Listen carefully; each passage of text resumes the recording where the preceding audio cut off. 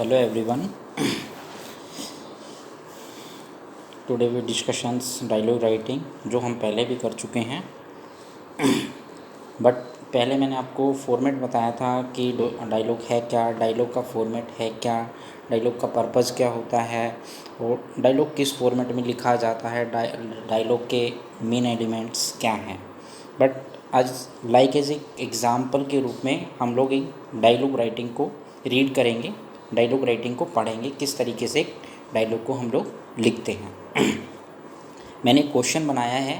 At first question है हमारा, a dialogue between a doctor and a woman about patient. एक dialogue है ये डॉक्टर और पेशेंट के बीच में, बट उसमें टॉक जो होगी वो वुमन करेगी। यानी कि हो सकता है कि जो पेशेंट है उसके साथ एक वुमन है। अपन ये मानना चाहें तो ये भी मान सकते हैं कि हो सकता है कि वो जो पेशेंट हो वो उसकी बेटी है या उसका बेटा है, जो भी हो सकता है एज इट इज़। तो वो हम डिस्कशन करेंगे आगे। मैंने दो कैरेक्टर लिए हैं, शालू और डॉक्टर। ठीक है, शालू और डॉक्टर। एट फर्स्ट मैंने बोला कि good morning doctor.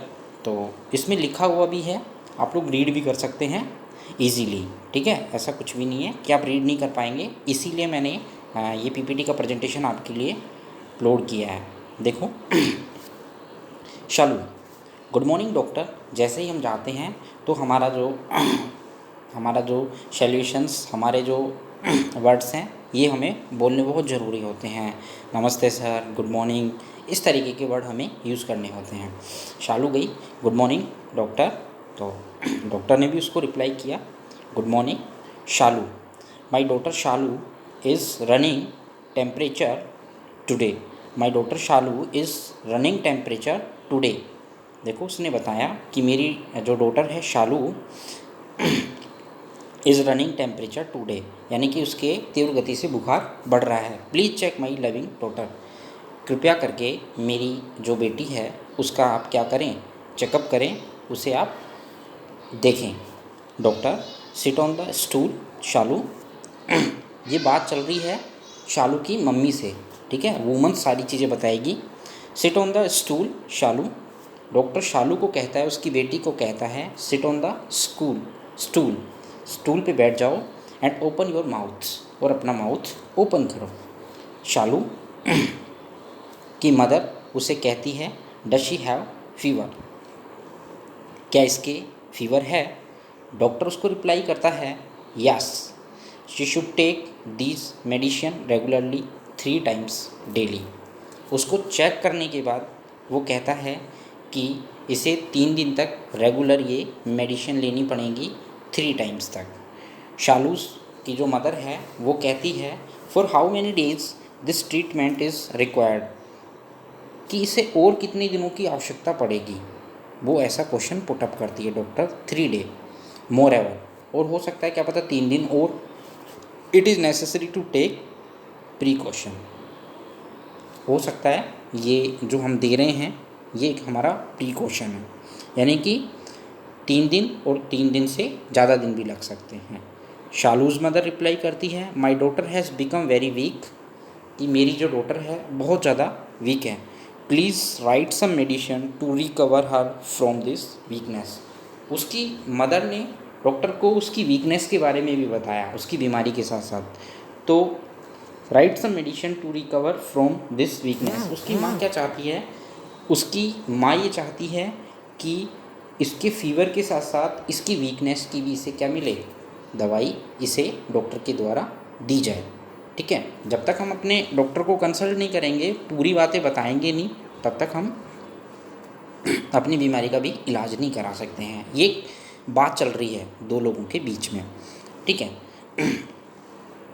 Next doctor कहता है, medicines are not necessary to treat such weakness. बहुत ही गुड आंसर दिया। एक अच्छे डॉक्टर का भी एक कर्तव्य होता है कि वो ज़्यादा दवाइयाँ लिखता भी नहीं है, और सेम ऐसा ही एज इट इज़ उसने आंसर दिया कि medicine are not necessary to treat such weakness, की कमज़ोरी को दूर करने के लिए रियल में किसी भी दवाई की आवश्यकता नहीं होती है।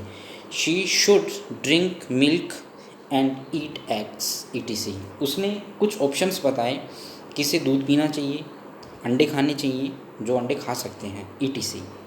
These are the great gifts of God almighty and a complete food, कि ये भगवान के द्वारा प्रदत्त ऐसी चीज़ें हैं, विटामिन्स ऐसी चीज़ें हैं जिससे आदमी कम्प्लीटली जब फूड का सेवन करता है तो वो इजीली क्या कर पाएगा, उसको वापस से अपनी वीकनेस को रिकवर कर पाएगा। Shalu's mother, can my daughter take bath. कोई क्वेश्चन ऐसे भी होते हैं, देखो कितना इंटेलिजेंट क्वेश्चन पूछा है उसने। Can my daughter take bath, क्या मेरी जो बेटी है वो इस फीवर में, इस वीकनेस में बात ले सकती है। डॉक्टर कहता है वाई नॉट, क्यों नहीं।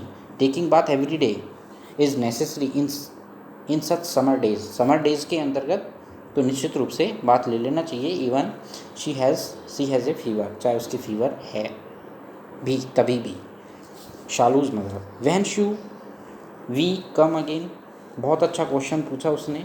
खाने की बात पूछ ली उसने, वीकनेस की बात पूछ ली उसने, बाथिंग की बात पूछ ली उसने। अब वो वापस से पूछ रही है सारी चीज़ों से संतुष्ट होने के बाद, when should we come again, कि हमें दोबारा कब आना है। Doctor please come here again after 3 days, जैसे ये दवाइयाँ ख़त्म होगी यानी 3 दिन के बाद तो आपको रिटर्न आना है। Shalu's mother, good morning doctor, after 3 days के बाद की बातें हैं जब वो लोग जाते हैं। Good morning doctor, please check my daughter, ये वापस से रिफ्लेक्ट हुआ है कि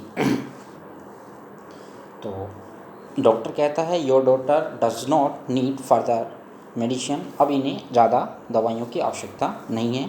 she will be safe and sound, यानी कि अब ये पूरी तरीके से स्वस्थ हो चुकी हैं। Shalu's mother, good bye, thank you doctor. तो डॉक्टर भी रिप्लाई कर देता है good bye and thank you. देखो इस डायलॉग में कंप्लीट बीमारी से लेके और कंप्लीट ट्रीटमेंट तक का आपको कन्वर्सेशंस बताया गया है। आफ्टर 3 days की भी स्टोरी आपको बताई गई है कि इसमें किस तरीके से वो ट्रीट करने की कोशिश करता है। आपको इसमें ये बताया गया है कि किस तरीके से हमारी मोरल ड्यूटी बनती है, किस तरीके से हमारा कार्य बनता है कि हम किस तरीके से इसको प्रीफर करें, इसको आगे करने की कोशिश करें। तो एक जो डायलॉग होता है वो शॉर्ट फॉर्म में होना चाहिए, स्लैंग्स में होना चाहिए। Short dialogue, note a passage. Dialogue हमेशा शॉर्ट कन्वर्सेशन होता है और एग्जैक्ट वर्ड्स में होता है। ये फॉर्मेट मैंने आपको इससे पहले वाले वीडियो में आपको बताया था और उसी के अकॉर्डिंगली मैंने इस डायलॉग को रेडी किया। और इसके अलावा हम बहुत सारे, जैसे आप लिख सकते हो, जैसे कोई साइंस का स्टूडेंट है वो ग्रीन हाउस इफेक्ट के बारे में लिख सकता है। मान लीजिए किसी की इंग्लिश वीक है तो वो एक डायलॉग लिख सकता है टीचर और स्टूडेंट के बीच में कि a young boy wants improve English, तो a dialogue between teacher and student. And एक और अपन लिखना चाहें तो ये वाला अपन ने दिखाई दिया आपको, doctor and patients, green house effects. तो मैनी ऑप्शन है आपके पास, जो भी कोई बात होती है आप उसे डायलॉग में कन्वर्ट कर सकते हैं, बट एग्जैक्ट वर्ड होनी चाहिए और अपने पास एग्जैक्ट थॉट होना चाहिए उसका। तो इस तरीके से अपन इसको पूरा कर सकते हैं। Thank you all of you. This topic is completely